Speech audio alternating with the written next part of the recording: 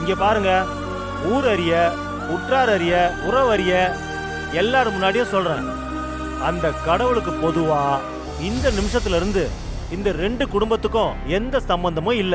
அதே மாதிரி இந்த பொண்ணு இளமதிக்கும் ஜெயில இருக்கான பரம, அவனுக்கும் எந்த சம்பந்தமும் இல்ல. இது ஊர் பொதுவுல ஆத்தா சாட்சியா காசு வெட்டி போட்டு எடுத்த முடிவு.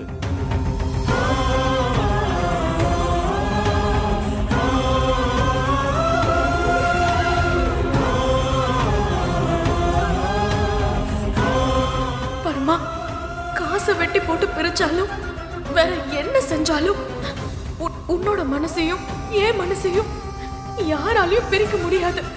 அந்த நம்பிக்கை எனக்கு நிறையவே இருக்கு.